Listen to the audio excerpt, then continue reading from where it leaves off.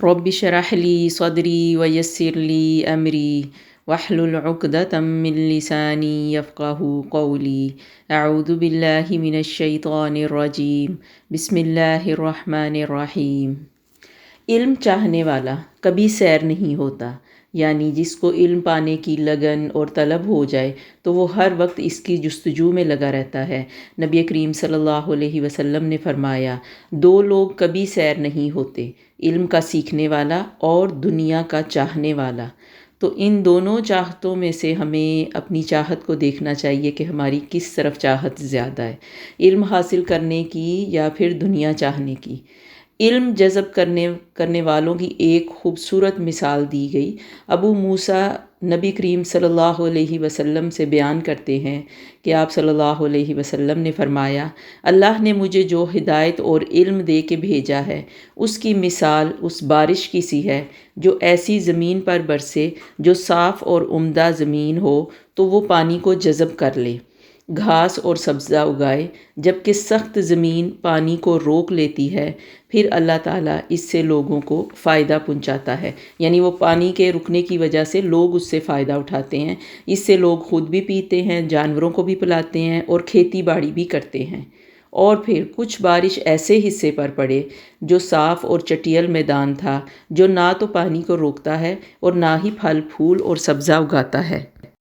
یعنی یا تو اس نرم زمین کی طرح بن جائیں جو پانی کو اپنے اندر جذب کر کے گھاس اور چارہ اگاتی ہے اور لوگوں کے لیے فائدے کا باعث ہوتی ہے، یا یہ کہ اس چٹیل میدان کی طرح جو پانی کو روک لیتا ہے، اس سے انسان اور جانور، پھر بھی وہ بھی زمین فائدہ مند ہے کہ اس سے بھی انسان اور جانور فائدہ اٹھاتے ہیں کہ جو پانی کو روک لیتی ہے زمین، اگرچہ وہ خود اس سے فائدہ نہیں اٹھاتی۔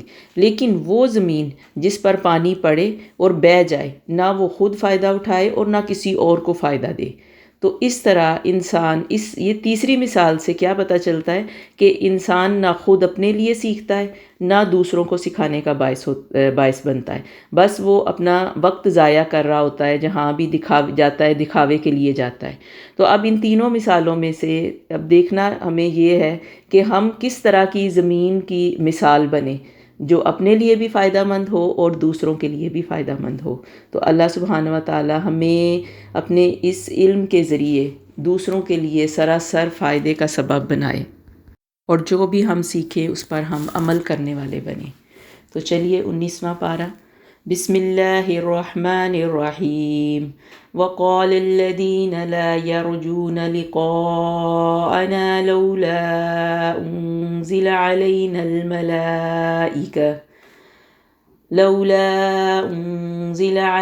الملائکة او نرى ربنا لقد استكبروا في انفسهم وعتوا عتوا كبيرا۔ اور جنہیں ہماری ملاقات کی توقع نہیں، انہوں نے کہا کہ ہم پر فرشتے کیوں نہیں اتارے جاتے یا ہم اپنی آنکھوں سے اپنے رب کو دیکھ لیتے۔ ان لوگوں نے اپنے آپ کو بہت بڑا سمجھ رکھا ہے اور سخت سرکشی کر لی ہے۔ جس دن یہ فرشتوں کو دیکھ لیں گے اس دن گناہگاروں کو کوئی خوشی نہیں ہوگی، اور کہیں گے یہ محروم ہی محروم کیے گئے، اور انہوں نے جو اعمال کیے تھے ہم نے ان کی طرف بڑھ کر انہیں پراگندہ ذروں کی طرح کر دیا۔ اب یہ سورۃ فرقان جاری ہے، تو اس کی پچھلی آیات میں بھی جیسے ہم نے پڑھا تھا کہ یہ رسول صلی اللہ علیہ وسلم پر قریش مکہ ایمان نہ لانے کے لیے جو بہانے یا اعتراض گھڑ رہے تھے، تو اس میں یہ بھی تھا کہ اب وہ کہتے کہ ہم یہ جو کچھ تم اللہ کا کلام ہمارے سامنے پیش کرتے ہو، تو یہ کوئی ہمارے سامنے کوئی فرشتہ لے کے کیوں نہیں آتا؟ اگر فرشتہ لے کے آئے گا تو پھر ہم اس بات کو مانیں گے۔ یعنی جان بوجھ کر تنگ کرنے کے لیے اس طرح کی باتیں کرتے۔ تو ان کو پتہ ہونا چاہیے، اللہ سبحانہ و تعالیٰ کہتے ہیں کہ فرشتے اس طرح نہیں آتے۔ فرشتے جب پہلی قوموں پہ آئے تو وہ عذاب نازل کرنے کے لیے آئے۔ اب انسان جو ہے وہ سب سے پہلے فرشتوں کو کب دیکھے گا؟ ایک تو موت کے وقت، اور دوسرے وقت میں فرشتے قبر میں نظر آئیں گے، اور تیسرا وقت وہ ہوگا جب حشر کا دن ہوگا۔ تو یہ تینوں وقت میں انسان کو فرشتے نظر آئیں گے، لیکن اب یہ جو اس وقت فرشتوں کا مطالبہ کر رہے ہیں تو یہ بے جا اس وجہ سے ہے کہ یہ بات ماننا نہیں چاہتے اور تنگ کرنے کے لیے نبی پاک صلی اللہ علیہ وسلم کے سامنے الٹے سیدھے مطالبات رکھ رہے ہیں۔ اب اس کے ساتھ اگلی آیات میں بتایا گیا کہ اصل میں یہ لوگ مان کیوں نہیں رہے، کہ یہ اپنی آزاد طرز زندگی کو بدلنا نہیں چاہتے تھے، اس لیے آخرت اور دوبارہ اٹھائے جانے کو جٹلاتے۔ ان جھوٹے لوگوں کے سامنے اللہ سبحانہ و تعالیٰ ان آیات میں پھر آخرت کا نقشہ کھینچتے ہیں کہ جس دن ان کے خود ساختہ معبود اس بات سے انکار کر دیں گے کہ انہوں نے ان کو گمراہ کیا، اور یہ سخت خسارے میں ہوں گے۔ اور وہ لوگ جو دوستوں اور دوسروں کے پیچھے چل کر گمراہ ہوئے، اور اس روز وہ بھی حسرت کریں گے کہ ان کے دوستوں نے انہیں بھٹکا دیا اور اللہ کی باتوں سے دور کر دیا۔ پھر اللہ سبحانہ و تعالیٰ فرماتے ہیں الملک یومئذ الحق للرحمن وکان یوما علی الکافرین عسیرا۔ اس دن حقیقی بادشاہی خدائے رحمان ہی کی ہوگی، اور وہ دن کافروں پر بڑا ہی بھاری ہوگا، بڑا سخت دن، کٹھن دن ہوگا۔ وَيَوْمَ يَعُضُّ الظَّالِمُ عَلَى يَدَيْهِ يَقُولُ يَا لَيْتَنِي اتَّخَذْتُ مَعَ الرَّسُولِ سَبِيلًا۔ اور جس دن اپنی جان پر ظلم ڈھانے والا حسرت سے اپنے ہاتھ کاٹے گا اور کہے گا کاش میں نے رسول صلی اللہ علیہ وسلم کی راہ اختیار کی ہوتی۔ یا ویلتا لیتنی لم اتخذ فلانا خلیلا۔ ہائے میری بدبختی، کاش میں نے فلاں کو اپنا دوست نہ بنایا ہوتا۔ اب اس میں سب جو بات ہمیں سمجھ میں آتی ہے کہ اس دن انسان کہے گا کہ کاش میں نے فلاں کو اپنا دوست نہ بنایا ہوتا، یعنی انسان جس صحبت میں بیٹھتا ہے اسی سے پہچانا جاتا ہے۔ برے دوست انسان کو برے راستے کی طرف لے کے جاتے ہیں، جبکہ اچھی صحبت سے انسان ایک اچھا انسان بنتا ہے۔ اکثر لوگوں کی گمراہی کی وجہ اصل میں غلط دوستوں کا انتخاب اور بری صحبت ہی ہوتی ہے۔ تو اس لیے عموماً ہم نے پڑھا ہے کہ حدیث میں بھی نبی کریم صلی اللہ علیہ وسلم نے صالحین کی صحبت کی تاکید فرمائی ہے، اور ایک حدیث کے مفہوم سے یہ بات سمجھ آتی ہے کہ خوشبو بیچنے والے کے پاس اگر کوئی انسان جائے گا تو اس سے ایک اچھی ہی خوشبو لے کے آئے گا اور سیراب ہو کے آئے گا، جبکہ غلط صحبت انسان کو غلط راستے پر ہی لے کے جاتی ہے۔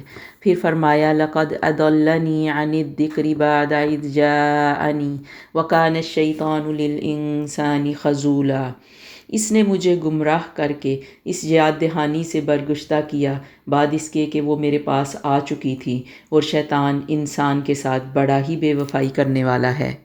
یعنی وہ انسان پچھتائے گا، بری صحبت والا، کہ میں جس ساتھی کے ساتھ رہا اس نے مجھے اصل ذکر سے، قرآن سے ہٹائے رکھا، اور مجھے شیطان کی طرف لگائے، سارا وقت مجھے شیطان کی طرف لگائے رکھا۔ کیونکہ شیطان کے بارے میں کہ وہ تو اس وقت انسان کو ورگلاتا ہے، اسے خوبصورت خواب دکھاتا ہے اور برے کو اچھا کر کے دکھاتا ہے، تو وہ تو ہر انسان کے ساتھ بے وفائی کرنے والا ہے۔ وقال الرسول یا رب ان قوم اتخذوا هذا القرآن مہجورا۔ اور رسول کہے گا اے میرے پروردگار، بے شک میری امت نے اس قرآن کو چھوڑ رکھا تھا، مہجورا یعنی چھوڑ دیا ہوا تھا، اور اسی طرح ہم نے ہر نبی کے دشمن بعض گناہ گاروں کو بنا دیا، اور تیرا رب ہی ہدایت کرنے والا اور مدد کرنے والا کافی ہے۔ وقال الذين كفروا لولا نزل عليه القرآن جملة واحدة۔ اور اسی طرح کافروں نے کہا کہ اس پر قرآن سارے کا سارا ایک ہی ساتھ کیوں نہ اتارا گیا، اسی طرح ہم تھوڑا تھوڑا کر کے نازل کرتے ہیں تاکہ اس سے ہم آپ کا دل قوی رکھیں، ہم نے اسے ٹھہر ٹھہر کر ہی پڑھ سنایا ہے۔ یعنی ان کے اعتراضات کے جواب دیتے ہوئے کہ قرآن کے آہستہ نازل ہونے کی اللہ سبحانہ و تعالیٰ وجوہات بتا رہے ہیں کہ آہستہ آہستہ درجہ بدرجہ نزول سے رسول کریم صلی اللہ علیہ وسلم کے دل کو تقویت ملتی۔ جب ان کی طرف سے سوالات یا اعتراضات آتے تو اللہ موقع کی مناسبت سے ان کی باتوں کے جواب دیتا، یعنی پھر وہی نازل ہوتی۔ تو یہ ہم ایک نیا اعتراض کر رہے تھے کہ سارے کا سارا ایک دفعہ نازل کیوں نہیں ہو گیا، کہ آپ ہمیں ہر روز نئی نئی باتیں بتاتے اور سکھاتے ہیں۔ تو اس کی وجہ اللہ سبحانہ و تعالیٰ نے بتائی۔ قریش کو پچھلی قوموں کے واقعات سنا کر تنبیہ کی گئی۔ رسول صلی اللہ علیہ وسلم کی صبر سے انتھک دعوت کے بعد بھی وہ آپ کا مذاق اڑاتے۔ ایسے لوگ اپنی خواہشات کے پجاری ہوتے اور جانوروں سے بھی بدتر ان کی حالت ہوتی ہے۔ ارأیت من اتخذ الہہ ہواہ افانت تکون علیہ وکیلا، بھلا یہ جس نے اپنی خواہش کو اپنا معبود بنا رکھا ہے تم اس کے ذمہ دار ہوگے؟ ام تحسب ان اکثرهم یسمعون او یعقلون ان هم الا کالانعام بل هم اضل سبیلا، کیا تم یہ گمان رکھتے ہو کہ ان میں سے اکثر سنتے یا سمجھتے ہیں؟ یہ تو بس چوپایوں کی طرح یا بلکہ اس سے بھی بڑھ کر ہیں، اور یہ اپنا راستہ گم کیے ہوئے ہیں۔ اور پھر اس کے بعد توحید اور موت کے بعد دوبارہ اٹھنے کے دلائل دیے جاتے ہیں اللہ سبحانہ و تعالیٰ کی طرف سے، اور رسول صلی اللہ علیہ وسلم کو اپنا پیغام پہنچائے رہنے کی، ہر وقت پہنچاتے رہنے کی تاکید کی گئی، اور ساتھ ساتھ آپ صلی اللہ علیہ وسلم کو کہا گیا کہ ان کے رویے سے درگزر کیجیے۔ فلا تطیع الکافرین وجاہدہم بہ جہادا کبیرا، تو تم ان ناشکروں کی بات کا دھیان نہ کرو اور اسی کے ذریعے یعنی قرآن کے ذریعے ان سے پورا پورا جہاد کرو۔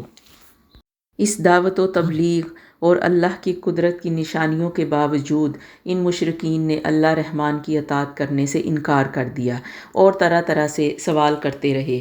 ان سے جب بھی کہا جاتا کہ رحمان کو سجدہ کرو، وَإِذَا قِيلَ لَهُمُ اسْجُدُوا لِلرَّحْمَنِ قَالُوا وَمَا الرَّحْمَنُ، تو وہ کہتے کہ جواب میں کہ رحمان ہے کیا ہم اسے سجدہ کریں جس کا تو ہمیں حکم دے رہا ہے؟ اور اس تبلیغ نے ان کی نفرت میں اور اضافہ کر دیا، یعنی وہ کہتے کہ تمہارے کہنے سے ہم سجدہ نہیں کریں گے، بابرکت ہے وہ جس نے آسمان میں برج بنائے اور اس میں آفتاب بنایا اور چمکتا ہوا سورج، اور اسی نے رات اور دن کو ایک دوسرے کے پیچھے آنے جانے والا بنایا۔ اس شخص کی نصیحت کے لیے جو نصیحت حاصل کرے یا شکر گزاری کرنے کا ارادہ رکھتا ہو۔ رحمان کے سچے بندے وہ ہیں۔ اب یہاں اللہ سبحانہ و تعالیٰ اپنے محبوب بندوں کی صفات بیان کرتے ہیں، اور یہ صفات ان کی طرف اشارہ کر رہی ہیں کہ یعنی وہ لوگ جو اللہ کے پیارے بندے ہیں یہ ان کی صفات ہیں، جبکہ اس کے برعکس وہ لوگ جو اللہ سبحانہ و تعالیٰ کا حکم نہیں مانتے وہ ان صفات سے عاری ہیں، ان میں یہ صفات موجود نہیں ہیں۔ وَعِبَادُ الرَّحْمَنِ الَّذِينَ يَمْشُونَ عَلَى الْأَرْضِ هَوْنًا وَإِذَا خَاطَبَهُمُ الْجَاهِلُونَ قَالُوا سَلَامًا، اور خدائے رحمان کے بندے وہ ہیں جو زمین پر عاجزی سے چلتے ہیں، اور جب جاہل لوگ ان سے الجھتے ہیں تو وہ ان کو سلام کر کے رخصت ہو جاتے ہیں۔ یعنی اللہ کے بندے زمین پر آہستگی کے ساتھ، عاجزی کے ساتھ جھکتے ہوئے چلتے ہیں، اور جب جاہل ان کے ساتھ کوئی جھگڑتے ہیں یا خام خواہ سے کوئی معاملہ بگاڑنا چاہتے ہیں تو یہ خاموشی کے ساتھ ان کے ساتھ سلام کر کے گزر جاتے ہیں۔ والذین یبیتون لربہم سجدا وقیاما، اور جو راتیں اپنے رب کے آگے سجدہ اور قیام میں گزارتے ہیں۔ والذین یقولون ربنا اصرف عنا عذاب جہنم ان عذابها کان غراما، اور جو دعا کرتے ہیں اے ہمارے رب ہم کو جہنم کے عذاب سے محفوظ رکھ، بے شک یہ عذاب بہت سخت اور چمٹ جانے والی چیز ہے۔ انہا ساءت مستقرا ومقاما، بے شک وہ نہایت ہی برا ٹھکانہ اور بہت ہی برا مقام ہے۔ والذین اذا انفقوا لم يسرفوا ولم يقتروا وكان بین ذلك قواما، اور جن کا حال یہ ہے کہ جب وہ خرچ کرتے ہیں تو نہ اسراف کرتے ہیں اور نہ ہی تنگی، یعنی نہ تو بہت فضول خرچی کرتے ہیں اور نہ ہی بہت ہاتھ کو کھینچ کے رکھتے ہیں، اس کے درمیان کی معتدل راہ اختیار کرتے ہیں۔ والذین لا يدعون مع اللہ الہا آخر ولا يقتلون النفس التي حرم اللہ الا بالحق ولا يزنون ومن يفعل ذلك يلقى عثاما، اور جو نہ اللہ کے ساتھ کسی دوسرے معبود کو پکارتے ہیں اور نہ اس جان کو جس کو اللہ نے حرام ٹھہرایا بغیر کسی حق کے قتل کرتے ہیں اور نہ بدکاری کرتے ہیں۔ جو کوئی ان باتوں کا مرتکب ہوگا وہ اپنے گناہوں کے انجام سے دوچار ہوگا۔ یضاعف له العذاب یوم القیامہ ویخلد فیہ مہانا، قیامت کے دن اس کے عذاب میں درجہ بدرجہ اضافہ کیا جائے گا اور وہ اس سے خوار ہو کر ہمیشہ رہے گا۔ الا من تاب وآمن وعمل عملا صالحا فاولئک يبدل الله سيئاتهم حسنات وكان الله غفورا رحیما۔ مگر وہ جو توبہ کر لیں گے، ایمان لائیں گے اور عمل صالح کریں گے تو اللہ ان کی برائیوں کو بھلائیوں سے بدل دے گا، اور اللہ بڑا بخشنے والا مہربان ہے۔ اور جو توبہ کرتا ہے اور عمل صالح اختیار کرتا ہے وہ در حقیقت اللہ کی طرف لوٹتا ہے۔ والذین لا یشہدون الزور واذا مروا باللغو مروا کراما۔ اور جو کسی جھوٹ میں شریک نہیں ہوتے اور اگر کسی بیہودہ چیز سے ان کا گزر ہوتا ہے تو وقار کے ساتھ گزر جاتے ہیں۔ اور جن کا حال یہ ہے والذین اذا ذکروا بآیات ربهم لم یخروا علیہا صما وعمیانا۔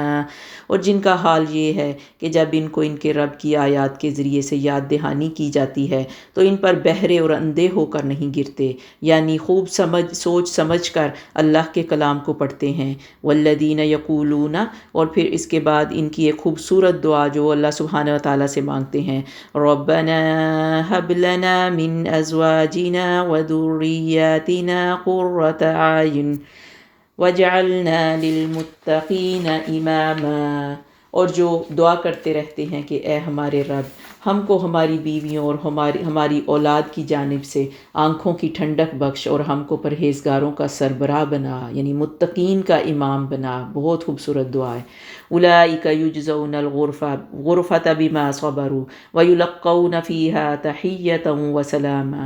یہ لوگ ہیں کہ ان کو ان کی ثابت قدمی کے صلے میں بالا خانے ملیں گے، اور ان میں سے ان کا خیر مقدم تحیت و سلام یعنی دعا اور سلامتی کے ساتھ ہوگا، ان میں وہ ہمیشہ رہیں گے۔ خوب ہوگا وہ مستقر یعنی مستقر و مقامہ، ایک مضبوط ٹھکانہ اور مقام ہوگا۔ اور پھر آخری آیت میں منکرین کو سخت تنبیہ اور وارننگ دی جا رہی ہے۔ قُلْ مَا يَعْبَأُ بِكُمْ رَبِّي لَوْلَا دُعَاؤُكُمْ فَقَدْ كَذَّبْتُمْ فَسَوْفَ يَكُونُ لِزَامًا۔ کہہ دیجئے اگر تمہاری دعا یعنی تمہارا پکارنا نہ ہوتا تو میرا رب تمہاری مطلق پرواہ نہ کرتا۔ تم تو جھٹلا چکے، اب عنقریب اس کی سزا تمہیں چمٹ جانے والی ہوگی۔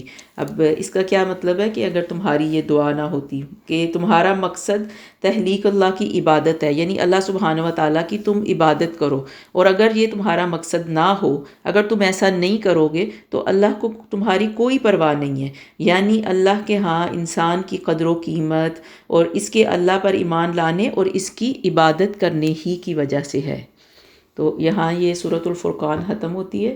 سورۃ الشعراء، بسم اللہ الرحمن الرحیم، طاسین میم، تلک آیات الکتاب المبین، لعلک باخع نفسک الا یکونوا مؤمنین۔ شروع اللہ کے بابرکت نام سے جو بڑا مہربان نہایت رحم کرنے والا ہے۔ طاسین میم، یہ حروف مقطعات ہیں۔ تلک آیات الکتاب المبین، یہ آیتیں روشن کتاب کی ہیں۔ ان کے ایمان نہ لانے پر شاید آپ تو اپنی جان ہی کھو دیں، یعنی آپ تو اپنے آپ کو ہلاک ہی کر دیں۔ اگر ہم چاہتے تو ان پر آسمان سے کوئی ایسی نشانی اتارتے کہ جس کے سامنے ان کی گردنیں خم ہو جاتی۔ اب اس آیت میں اللہ تعالیٰ رسول صلی اللہ علیہ وسلم کو تسلی دے رہے ہیں کہ اپنی قوم کے انکار کے غم میں خود کو ہلاکت میں نہ ڈالیں۔ اس سے یعنی رسول صلی اللہ علیہ وسلم کی محبت اور شفقت کا اظہار ہو رہا ہے کہ وہ جو اپنی قوم کے لیے رکھتے تھے وہ پوری کوشش کے ساتھ ان تک اپنا پیغام پہنچا رہے تھے، جسے وہ جب وہ نہ مانتے تو پھر آپ صلی اللہ علیہ وسلم آپ دیدہ ہو جاتے اور آپ کا دل غم سے بھر جاتا۔ اور آپ کی انہی کوششوں سے آپ صلی اللہ علیہ وسلم نے جس طرح دن رات محنت اور کوشش کی تو اسی وجہ سے یہ قرآن ہم تک پہنچا۔ تو اگر اللہ سبحانہ و تعالیٰ چاہتا تو ایسا معجزہ بھیج دیتا جس سے وہ مان لیتے، یعنی یہی اللہ تعالیٰ کہہ رہے ہیں کہ اگر میں چاہتا تو ان پر میں ایسی نشانیاں اتار دیتا کہ ان کی گردنیں ہم ہو جاتی، تو لیکن پھر یہ کہ ان کا امتحان تو نہ رہتا۔ اور اللہ کی حکمت کا یہ تقاضا ہے کہ لوگوں کو جانچے کہ وہ اپنی عقل سے ایمان لائیں۔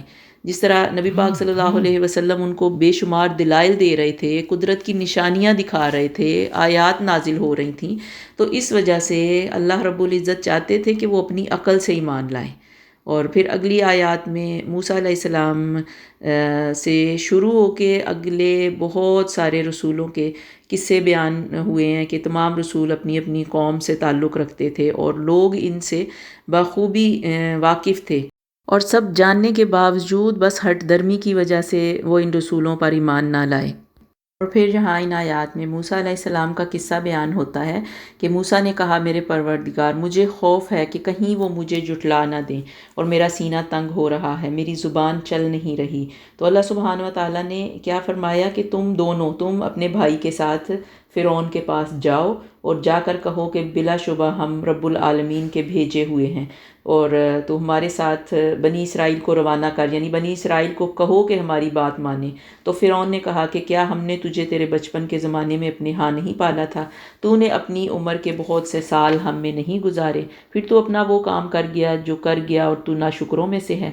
اب یہ فرعون حضرت موسیٰ کو یاد دلاتا ہے کہ تم ہمارے دربار میں ہی پلے بڑے ہو، تو اب تم ہمارے سامنے آ کے تو ہماری ہی نافرمانی کر رہے ہو۔ تو موسیٰ نے جواب دیا کہ میں نے اس کام کو اس وقت کیا تھا جب کہ میں راہ بھولے ہوئے لوگوں میں سے تھا، یعنی اس وقت مجھے اللہ کی طرف سے وحی نہیں آئی تھی۔ پھر تم سے خوف کھا کر میں تم سے بھاگ گیا، پھر مجھے میرے رب نے حکم اور علم عطا فرمایا اور مجھے اپنے پیغمبروں میں سے کر دیا۔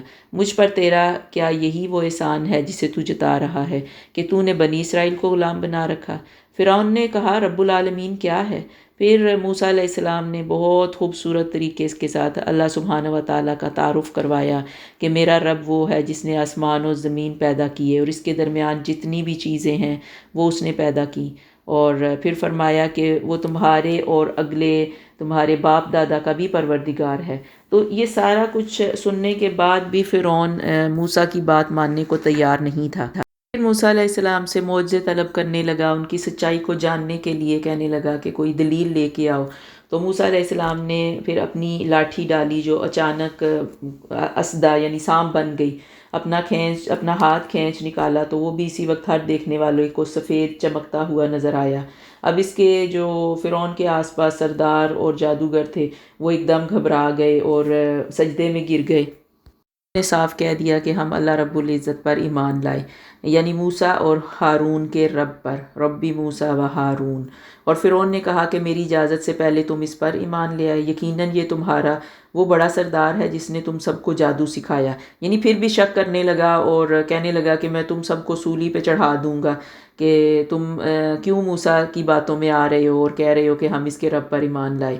تو ہم نے موسیٰ کو وحی کی کہ راتوں رات میرے بندوں کو نکال کر چل۔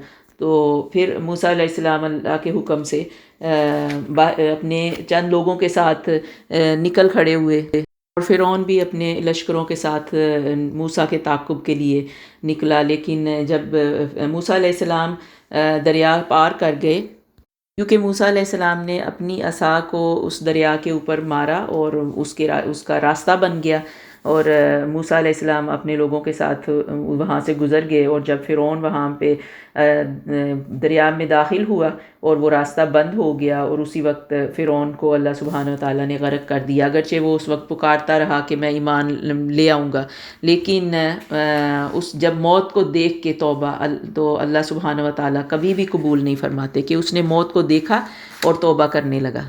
پھر ان کے بعد ابراہیم علیہ السلام کا واقعہ بیان ہوا، کس طرح انہوں نے قوم کو دعوت دی۔ پھر نوح علیہ السلام کا، اور اذ قال لهم اخوهم نوح الا تتقون، اور جب ان کے بھائی نوح نے کہا کہ تمہیں کوئی پروردگار کا ڈر نہیں ہے، سنو میں تمہاری طرف اللہ کا ایماندار رسول ہوں، انی لکم رسول امین، کہ میں تمہارے لیے ایک معتبر رسول ہوں۔ فاتقوا اللہ واتیون، اللہ سے ڈرو اور میری بات مانو۔ اور وما اسألکم علیہ من اجر ان اجری الا علی رب العالمین، اور میں اس پر تم سے کوئی صلہ نہیں مانگتا، میرا صلہ تو رب العالمین کے پاس ہے، بس تم اللہ سے ڈرو اور میری بات مانو۔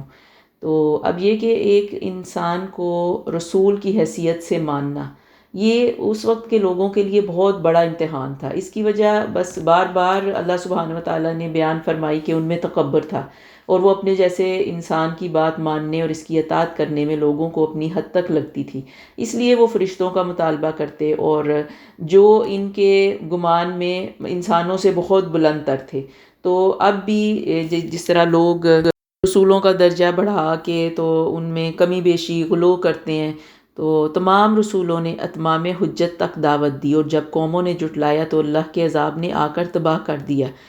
پھر اس کے بعد ان آیات کی تکرار اللہ سبحانہ و تعالیٰ کی طرف سے ہوتی ہے، ان فی ذلک لآیہ وما کان اکثرهم مؤمنین، بے شک اس کے اندر بہت بڑی نشانی ہے، اور ان کے اندر کہ اکثر ایمان لانے والے نہیں ہیں۔ اور وَإِنَّ رَبَّكَ لَهُوَ الْعَزِيزُ الرَّحِيمُ، اور بے شک تیرا رب عزیز و رحیم ہے۔ اللہ عزیز ہے یعنی زبردست ہے، اور رسولوں کے انکار پر کسی قوم کو فوراً پکڑ سکتا ہے، مگر ایسا نہیں ہوتا کیونکہ اللہ رحیم و کریم بھی ہے، اس لیے پہلے وہ رسول بھیجتا ہے، پھر مہلت دیتا ہے تاکہ لوگ سمجھ جائیں۔ پھر صالح علیہ السلام، لوط علیہ السلام کے ساتھ ان کی قوم نے جو سلوک کیا، انہوں نے اللہ رب العزت کی وحدانیت کی دعوت دی تو آگے سے انہوں نے مسلسل انکار کیا۔ تو یہ سب رسولوں کے قصے نبی پاک صلی اللہ علیہ وسلم کو بار بار ان کی تسلی کے لیے دہرائے جا رہے ہیں۔ تو یہ صورت یعنی قرآن کے ذکر سے شروع ہوئی کہ یہ ایک روشن کتاب ہے، اور اب پھر آخر میں بھی جو دلائل دیے جا رہے ہیں کہ یہ اللہ رب العالمین کا نازل کردہ کلام ہے جو بہت اہتمام اور سلیقے کے ساتھ اتارا گیا ہے۔ یہ عربی مبین میں ہے، یعنی عربی کی زبان میں کھلم کھلا ایک دلیل ہے، اس کی پیشن گوئیاں پہلے صحیفوں میں موجود ہیں۔ یہ اللہ کی عظیم رحمت ہے، مگر لوگ نہیں مان رہے اور کسی نشانی یا عذاب کے منتظر ہیں۔ اس کتاب میں شیاطین کا کوئی حصہ نہیں، اور اللہ نے اس کلام کی مکمل حفاظت کی ہے۔ فَلَا تَدْعُوا مَعَ اللَّهِ إِلَٰهًا آخَرَ فَتَكُونَ مِنَ الْمُعَذَّبِينَ۔ اور پھر فرمایا جا رہا ہے کہ اللہ کے ساتھ کسی اور معبود کو نہ پکارو کہ تو بھی سزا کے قابل، یعنی اللہ کے علاوہ اگر کسی اور معبود کو پکاریں گے تو پھر جو پکارے گا وہ بھی عذاب اور سزا کا مستحق ہوگا۔ اور پھر اپنے نبی کریم صلی اللہ علیہ وسلم کو ہدایت کے قریبی رشتہ داروں کو خبردار کریں، وَأَنذِرْ عَشِيرَتَكَ الْأَقْرَبِينَ، اور اپنے قریبی رشتہ داروں کو بھی ڈراوے دیں، وَاخْفِضْ جَنَاحَكَ لِمَنِ اتَّبَعَكَ مِنَ الْمُؤْمِنِينَ، اور اس کے ساتھ بہت وَاخْفِضْ جناحک، بہت نرمی کے ساتھ پیش آئیں، اور جو بھی ایمان لانے والا ہو کہ تیری تابعداری کرے تو اس کے ساتھ بہت نرمی کے ساتھ پیش آئیے۔ اگر یہ لوگ نافرمانی کریں تو اعلان کر دیجئے کہ میں ان کاموں سے بیزار ہوں جو تم کر رہے ہو۔ وَتَوَكَّلْ عَلَى الْعَزِيزِ الرَّحِيمِ، اپنا پورا بھروسہ غالب مہربان اللہ پر رکھیے جو تجھے دیکھتا رہتا ہے جب کہ تو کھڑا ہوتا ہے، اور سجدہ کرنے والوں کے درمیان تیرا گھومنا پھرنا بھی، اور وہ بڑا ہی سننے والا اور خوب جاننے والا ہے۔ اور تسلی رکھیے کہ اللہ سبحانہ و تعالیٰ آپ کی تمام کوششوں سے واقف ہیں۔ اور پھر اللہ تعالیٰ بتاتے ہیں کہ یہ شیاطین کس قسم کے لوگوں پر اترتے ہیں۔ وَالشُّعَرَاءُ يَتَّبِعُهُمُ الْغَاوُونَ أَلَمْ تَرَ أَنَّهُمْ فِي كُلِّ وَادٍ يَهِيمُونَ وَأَنَّهُمْ يَقُولُونَ مَا لَا يَفْعَلُونَ۔ اور اس سے پہلے ان شیطانوں کے بارے میں فرمایا کہ کیا میں تمہیں بتاؤں کہ شیطان کس پر اترتے ہیں؟ وہ ہر ایک جھوٹے پر اترتے ہیں، اور سنی سنائی باتیں دوسروں تک پہنچاتے، اور ان میں سے اکثر جھوٹے ہوتے ہیں، اور شاعروں کی پیروی وہ کرتے ہیں جو بہکے ہوئے ہوں۔ کیا آپ نے نہیں دیکھا کہ شاعر ایک بیابان میں سر ٹکراتے پھرتے ہیں، اور وہ باتیں کہتے ہیں جو وہ کرتے نہیں، سوائے ان کے جو ایمان لائے، إِلَّا الَّذِينَ آمَنُوا وَعَمِلُوا الصَّالِحَاتِ وَذَكَرُوا اللَّهَ كَثِيرًا وَانتَصَرُوا مِن بَعْدِ مَا ظُلِمُوا وَسَيَعْلَمُ الَّذِينَ ظَلَمُوا أَيَّ مُنقَلِبٍ يَنقَلِبُونَ، سوائے ان کے جو ایمان لائے اور ایک نیک عمل کرتے رہے، اور بکثرت اللہ سبحانہ و تعالیٰ کا ذکر کیا، اور اپنی مظلومی کے بعد انتقام لیا، یعنی جن پر ظلم کیا گیا اس کے بعد انہوں نے اس سے بدلہ لیا، اور جنہوں نے ظلم کیا ہے وہ بھی ابھی جان لیں گے کہ کس کروٹ الٹتے ہیں۔ یعنی ان آخری آیات میں اللہ سبحانہ و تعالیٰ واضح طور پہ کہہ رہے ہیں کہ یہ قرآن کے اترنے میں شیاطین کا کوئی تعلق نہیں، کیونکہ شیطان تو جھوٹوں اور گناہ گاروں پر اترتے ہیں، نہ کہ انبیاء اور صالحین پر۔ اور دوسری طرف یہ کہ قریش قرآن کو شاعری کہہ کے جھٹلاتے اور رسول صلی اللہ علیہ وسلم کو شاعر گردانتے، تو اللہ تعالیٰ شاعروں کی جو خصوصیات بیان کر رہے ہیں کہ جن کا رسول صلی اللہ علیہ وسلم سے کوئی تعلق نہیں ہے، کہ یہیں جیسے اللہ تعالیٰ فرماتے ہیں کہ شاعروں کے پیروکار تو گمراہ لوگ ہوتے ہیں، اور دوسرے نمبر پہ یہ کہ شاعروں کے موضوع بھٹکتے رہتے ہیں، کبھی بلند کبھی گھٹیا، جبکہ اس کے بالمقابل قرآن انسان کی بھلائی اور ابدی فلاح کے موضوع سے کبھی نہیں ہٹا، اس میں کبھی اختلاف نہیں ہوا۔ اور تیسری شاعر کی صفت یہ ہوتی ہے کہ ان کے قول اور عمل میں تضاد ہوتا ہے، تو رسول صلی اللہ علیہ وسلم کا قول اور عمل ہر چیز قرآن سے مکمل طور پر ہم آہنگی رکھتی تھی۔ آخری آیت میں ان شاعروں کی جو با ایمان ہیں ان کی بھی تعریف کر دی گئی کہ جو اوپر والے شاعروں سے جن کی 3 برائیاں بیان کی گئیں ان سے بالکل مختلف ہوتے ہیں۔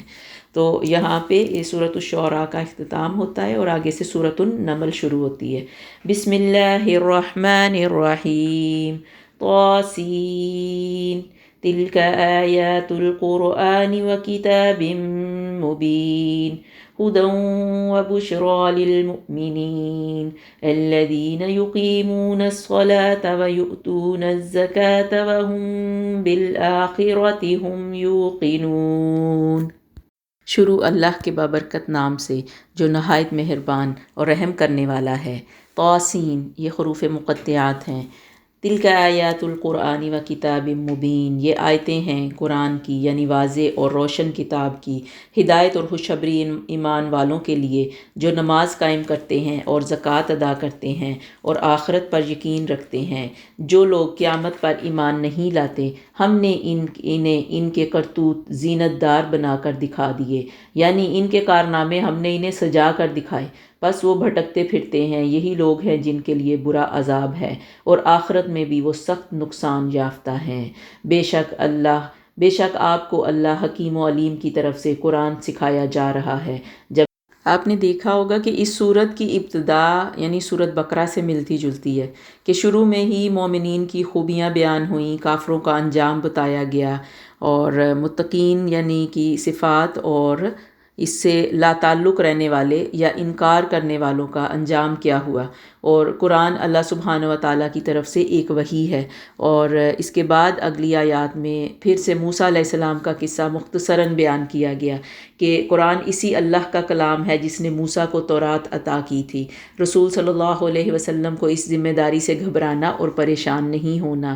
متکبر لوگ 9 طرح کی نشانیاں دیکھ کر بھی ایمان نہیں لاتے، تو آپ صلی اللہ علیہ وسلم کسی معجزے کے لیے جلدی نہ کریں۔ اللہ تعالیٰ مہلت دیتا ہے، مگر جب لوگ انکار اور کفر پر جمے رہتے ہیں تو پھر ان مجرموں کو تباہ بھی کرتا ہے۔ موسیٰ کی قوم کے لوگ اور فرعون یہ غرور اور تکبر میں مبتلا تھے اور نشانیاں دیکھ کر بھی وہ ایمان نہ لائے، اور بے شمار معجزے اللہ سبحانہ و تعالیٰ نے موسیٰ علیہ السلام کو دیے تو یہ اس کو سری جادو ہی کہتے رہے اور انہوں نے انکار کر دیا، حالانکہ ان کے دل یقین کر چکے تھے۔ تو انکار کی وجہ صرف ان کا تکبر اور ظلم تھا۔ بس دیکھ لیجئے کہ ان فتنہ پرور لوگوں کا انجام کیسا ہوا۔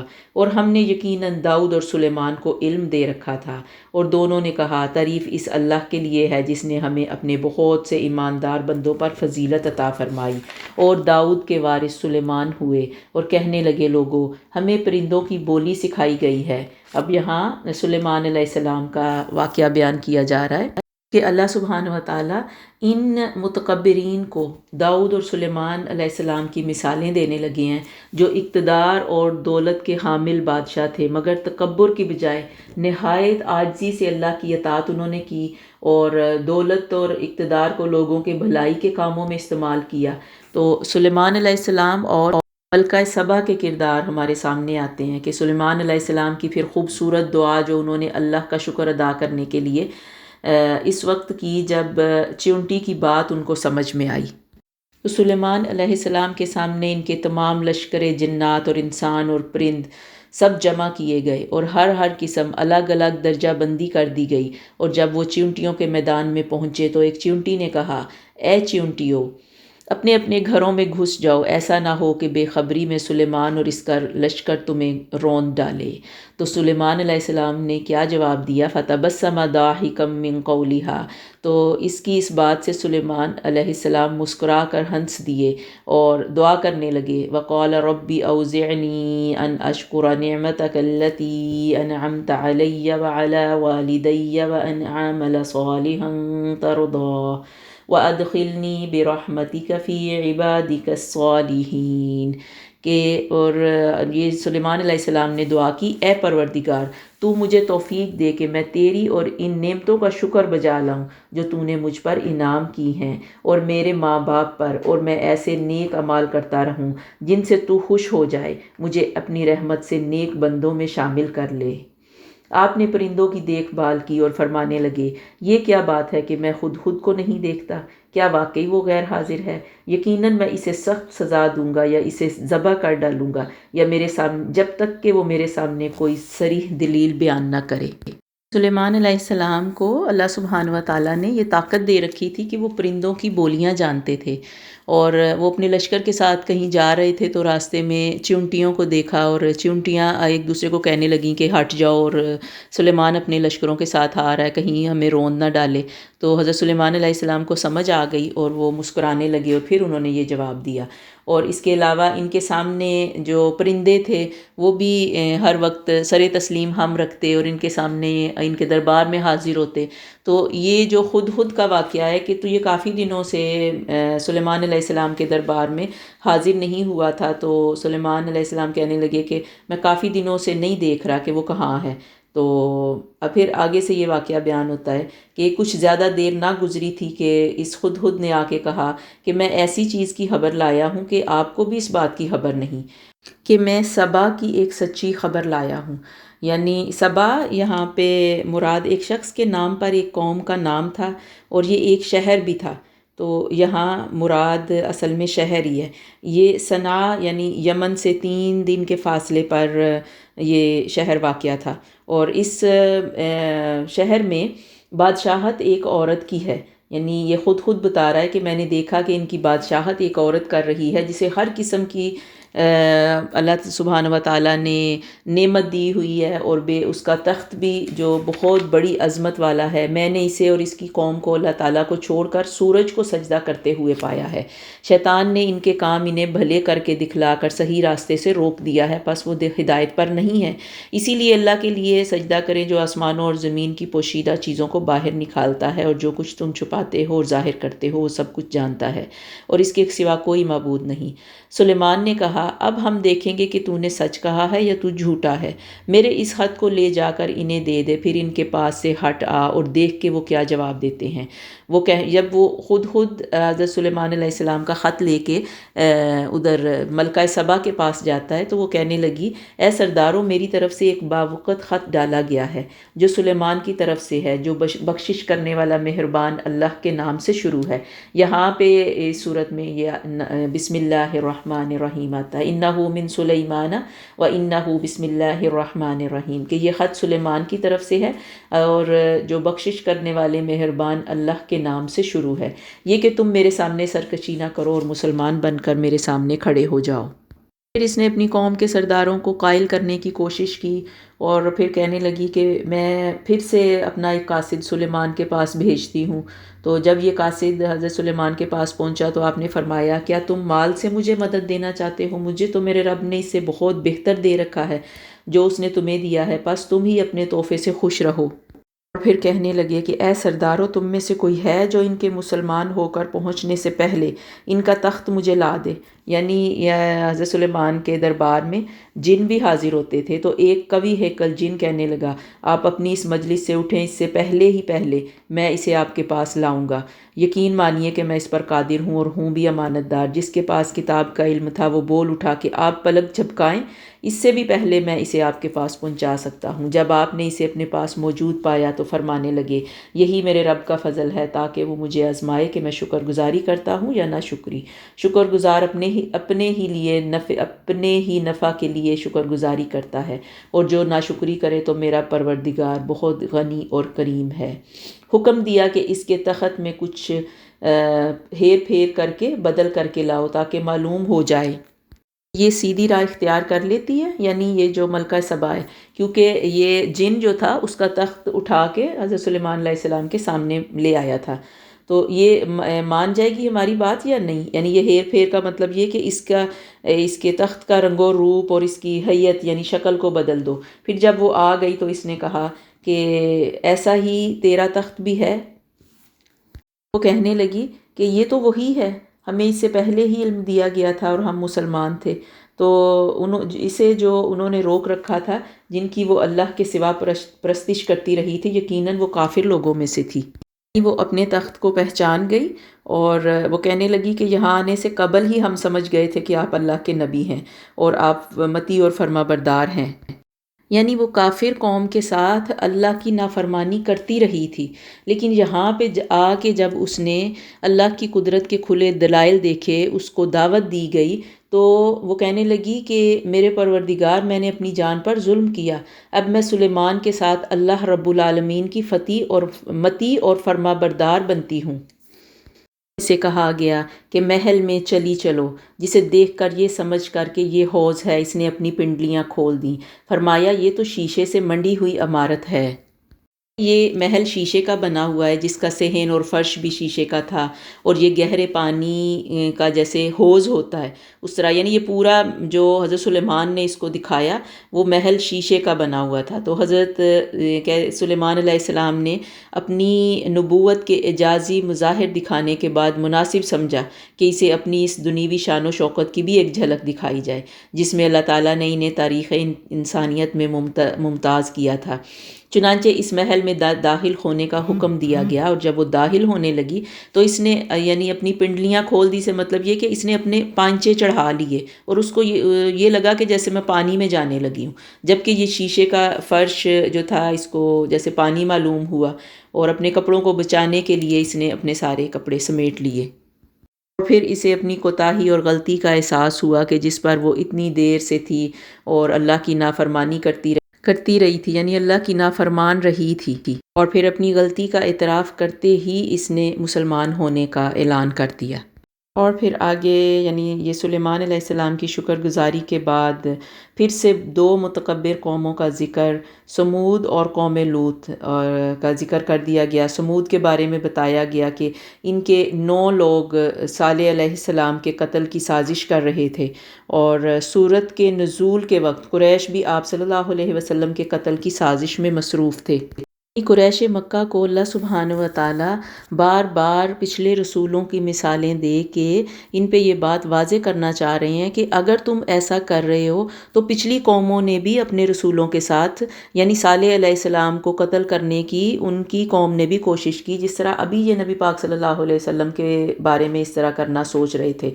تو اللہ سبحانہ و تعالیٰ فرماتے ہیں وَأَنْجَيْنَا الَّذِينَ آمَنُوا وَكَانُوا يَتَّقُونَ، جبکہ ہم نے ان لوگوں کو نجات دے دی جو ایمان لائے اور تھے وہ پرہیزگار لوگ۔ وہ لوگ مکر و فریب کرتے رہے صالح علیہ السلام کے ساتھ، ان کی دعوت کو جھٹلاتے رہے، تو ان کو تو اللہ سبحانہ و تعالیٰ نے انہی کے ساتھ خفیہ تدبیر کر کے ان کا انجام بہت برا کیا، جبکہ اس کے مقابلے میں جو ایماندار لوگ تھے ان کو اللہ سبحانہ و تعالیٰ نے بچا لیا۔ اور پھر اس کے بعد لوط علیہ السلام کا ذکر کہ جبکہ لوط علیہ السلام نے اپنی قوم سے کہا، یہاں اس پارے کا اینڈ ہو رہا ہے کہ کیا باوجود دیکھنے بھالنے کے پھر بھی تم بدکاری کر رہے ہو؟ یہ کیا بات ہے کہ تم عورتوں کو چھوڑ کر مردوں کے پاس اپنی خواہش پوری کرنے آتے ہو؟ حق یہ ہے کہ تم بڑی ہی نادانی کر رہے ہو۔ تو قوم نے کیا جواب دیا؟ قوم کا جواب بجز اس کہنے کے اور کچھ بھی نہ تھا کہ آل لوط کو اپنے شہر سے نکال دو۔ اب وہ آگے سے کیا جواب دیتے کہ تم ہمیں اس بات سے، اس کام سے روک رہے ہو، تم اور تمہارے لوگ پاک باز بنتے ہو، تو ہم تمہیں اس شہر سے نکال دیں گے۔ بس ہم نے اسے اور اس کے اہل کو سوائے اس کی بیوی کے سب کو بچا لیا۔ فَأَنْجَيْنَاهُ وَأَهْلَهُ إِلَّا امْرَأَتَهُ قَدَّرْنَاهَا مِنَ الْغَابِرِينَ، بس ان دھمکائے ہوئے لوگوں پر بری بارش ہوئی۔ سَاءَ مَطَرُ الْمُنذِرِينَ، تو یہ بہت ہی بری بارش تھی ان ڈرائے جانے والے لوگوں کے اوپر، یعنی وَأَمْطَرْنَا عَلَيْهِمْ مَطَرًا فَسَاءَ مَطَرُ الْمُنذِرِينَ۔ پھر اللہ سبحانہ و تعالیٰ فرماتے ہیں قُلِ الْحَمْدُ لِلَّهِ وَسَلَامٌ عَلَىٰ عِبَادِهِ الَّذِينَ اصْطَفَىٰ اللَّهُ خَيْرٌ عَمَّا يُشْرِكُونَ، تو کہہ دیجئے کہ تمام تعریف اللہ ہی کے لیے ہے اور اس کے برگزیدہ بندوں پر سلام ہے۔ کیا اللہ سبحانہ و تعالیٰ بہتر ہے یا وہ جنہیں یہ لوگ شریک ٹھہرا رہے ہیں؟ تو یہاں پر قوم لوط کے انجام کے ساتھ ہی اللہ سبحانہ و تعالیٰ کی وحدانیت کا اقرار کرنے کے بعد اس پارے کا اختتام ہوتا ہے۔ وآخر دعوانا عن الحمد للہ رب العالمین۔ سبحانک اللہم وبحمدک نشہد ان لا الہ الا انت نستغفرک ونتوب الیک۔ السلام علیکم ورحمۃ اللہ وبرکاتہ۔